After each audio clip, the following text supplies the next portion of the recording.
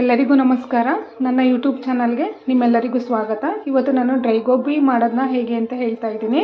ನಾನು ಕಾಲಿಫ್ಲವರ್ ತೊಗೊಂಡಿದ್ದೀನಿ, ಒಂದು ಚಿಕ್ಕದನ್ನು, ಅದನ್ನ ಬಿಡಿಸಿ ನಾನು ಈ ಥರ ತೊಳೆದಿಟ್ಕೊಂಡಿದ್ದೀನಿ. ಮತ್ತು ನಾನು ಇಲ್ಲಿ 4 ಸ್ಪೂನ್ ಆಗೋಷ್ಟು ಅಕ್ಕಿ ಹಿಟ್ಟು, ಮತ್ತು 1 ಸ್ಪೂನ್ ಕಾರ್ನ್ಫ್ಲೋರು, ಮತ್ತು 1-1.5 ಟೇಬಲ್ ಅಷ್ಟು ನಾನು ಅಚ್ಕಾರದ ಪುಡಿನ ತೊಗೊಂಡಿದ್ದೀನಿ.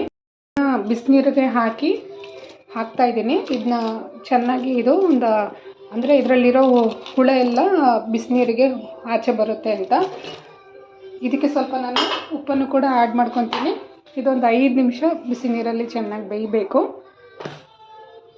ಇದು ಬಿಸಿ ನೀರಲ್ಲಿ ಚೆನ್ನಾಗಿ ಬೆಂದಿದೆ. ಇದನ್ನೊಂದು 5 ನಿಮಿಷ ಆರಕ್ಕೆ ಬಿಟ್ಟು ಆಮೇಲೆ ಕಲಿಸ್ಕೊಳ್ಳೋಣ. ನೋಡಿ, ಇವಾಗ ನಾನು ಇದಕ್ಕೆ ಕಲಿಸ್ಕೊತಾ ಇದ್ದೀನಿ.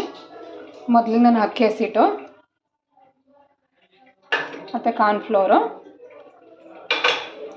ಅಚ್ಕಾರದ ಪುಡಿ. ನಿಮಗೆ ಖಾರ ಎಷ್ಟು ಬೇಕೋ ಅಷ್ಟು ಹಾಕ್ಕೊಳ್ಳಿ.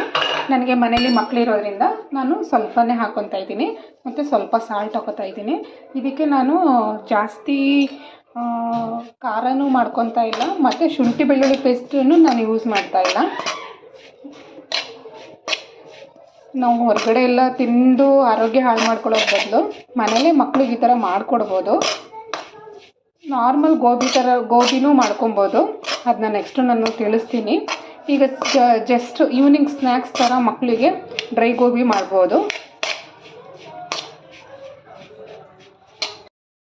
ಇದನ್ನ ಕಲಸಿ ಒಂದು 3 ನಿಮಿಷ ಹಾಗೆ ಬಿಟ್ಬಿಡಿ. ಇದು 3 ನಿಮಿಷ ಆಗೋ ತನಕ ನಾನು ಎಣ್ಣೆನ ಕಾಯಕ್ಕೆ ಇಟ್ಕೊತೀನಿ. ನೋಡಿ, ಎಣ್ಣೆ ಕಾದಿದೆ. ಹಾಕೊಂಡು ಒಂದೊಂದಾಗೇನೆ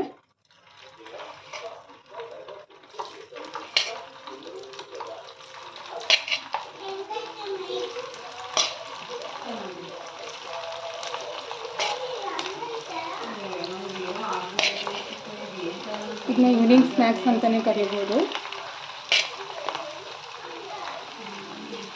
ನೀವು ಒಂದ್ಸರಿ ಟ್ರೈ ಮಾಡಿ ನೋಡಿ.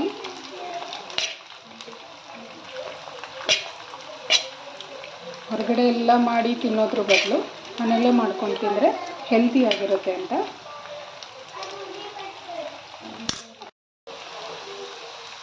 ನೋಡಿ ಎಷ್ಟು ಚೆನ್ನಾಗಿ ಬಣ್ಣ ಬಂದಿದೆ ಅಂತ.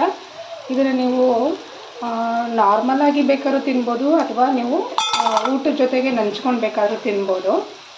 ತುಂಬ ಚೆನ್ನಾಗಿರುತ್ತೆ. ಜೊತೆಗೆ ಮನೇಲಿ ಮಾಡೋದ್ರಿಂದ ತುಂಬ ಹೆಲ್ತಿಯಾಗಿರುತ್ತೆ. ನೀವು ಟ್ರೈ ಮಾಡಿ ಟೇಸ್ಟ್ ಹೇಗೆ ಬಂತು ಅಂತ ನನ್ನ ಕಮೆಂಟ್ ಬಾಕ್ಸಲ್ಲಿ ಕಮೆಂಟ್ ಮಾಡಿ ಶೇರ್ ಮಾಡಿ ಅಂತ ಹೇಳ್ತಾ, ಮತ್ತು ನಾಳೆ ಒಂದು ಹೊಸ ರೆಸಿಪಿ ಜೊತೆ ಸಿಗ್ತೀನಿ. ಅಲ್ಲಿವರೆಗೂ ಬಾಯ್.